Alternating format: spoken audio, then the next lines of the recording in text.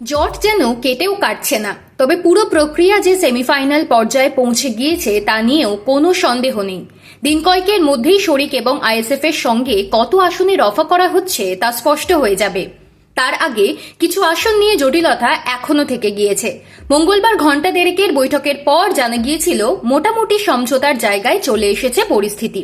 বুধবারের বৈঠকে সেই জট কাটিয়ে ফেলা যাবে।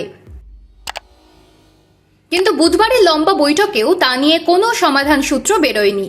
দীর্ঘ আলোচনা শেষে আইএসএফ চেয়ারম্যান নওশাদ সিদ্দিকী বলেছেন, সমস্যা অনেকটাই কেটে গিয়েছে, তবে কিছু আসন নিয়ে এখনো জট থেকে গিয়েছে।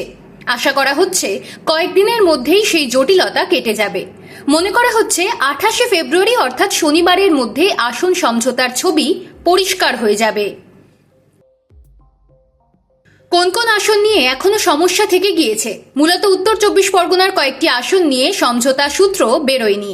আমডাঙ্গা, অশোকনগর, বসিরহাট উত্তর সহ বেশ কয়েকটি আসন নিয়ে আলোচনা চলছে আইএসএফ এবং সিপিআইএম এর বেশিরভাগ আসনেই নওশাদের দল গত বিধানসভা নির্বাচনে লড়েছিল, কিন্তু এবার সেই সমস্ত আসনে প্রার্থী দিতে আগ্রহী সিপিআইএম।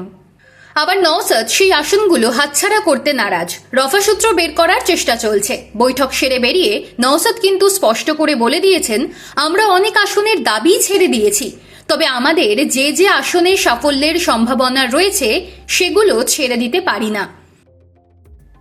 বামফ্রন্ট সেই জটিলতা কাটানোর জন্য দিন দুয়েক সময় চেয়েছে। আশা করছি দ্রুত সমস্যা মিটে যাবে। অর্থাৎ নওশাদও স্পষ্ট করে দিয়েছেন তিনি নিজের দাবি থেকে নড়বেন না। 2021 সালের বিধানসভা নির্বাচনের নিরিখে তাঁর দলকে বিচার করা যে যাবে না তাও ভাবে ভাবে বুঝিয়ে দিয়েছেন। আইএসএফ এর সংগঠন বেড়েছে, বেশ কিছু জেলায় তাদের প্রভাবও তৈরি হয়েছে, ফলে আইএসএফ এর দাবি মানতেই হবে। অবশ্য আইএসএফ এর দাবির পাশাপাশি যে সমস্যা এতদিন সামলাতে হচ্ছিল সিপিআইএম কে, তা হল 3 শরিকের কিছু নির্দিষ্ট আসনের দাবি, সেই সঙ্গে আসন বাড়ানোর দাবিও। সোনারপুর দক্ষিণ ও পাঁশকুড়া পশ্চিম এই দুটো আসন দাবি করেছিল সিপিআই। জানা যাচ্ছে পাঁশকুড়া ছাড়তে রাজি হয়েছে সিপিআই, তবে সোনারপুর দক্ষিণের দাবি থেকে তারা নড়েনি। এ নিয়ে নতুন সমস্যা তৈরি হতে পারে, কারণ স্থানীয় নেতৃবৃন্দ চাইছেন সোনারপুর দক্ষিণ থেকে সিপিআইএমই প্রার্থী দিক। এ নিয়ে জটিলতা বাড়বে কিনা তা দেখার অপেক্ষা। সিপিআই যে গতবারের তুলনায় বেশি প্রার্থী দেবে তাও জানা যাচ্ছে। অন্যদিকে আবার আরএসপি যে 6টা আসনের দাবিতে অনড় ছিল তা থেকে এখনো সরেনি। ওই 6টি আসন ছাড়া সম্ভব নয় বলে বামফ্রন্ট চেয়ারম্যান বিমান বসুকে চিঠি দিয়েছে তারা। এ নিয়ে আলোচনা চলছে। আগামী দুটো দিন আলিমুদ্দিনের কাছে অত্যন্ত গুরুত্বপূর্ণ। শোনা যাচ্ছে রাজ্যসভার নির্বাচন শেষ হলেই বাংলার ভোটের দিনক্ষণ ঘোষণা করে দেওয়া হতে পারে। তার আগেই চূড়ান্ত ভোটার তালিকা প্রকাশ করা হবে। সেদিক থেকে দেখলে হাতে বেশি সময় নেই, তাই দ্রুত আসন বন্টন প্রক্রিয়া শেষ করে ভোটের ময়দানে ঝাঁপাতে চাইছে সিপিআইএম।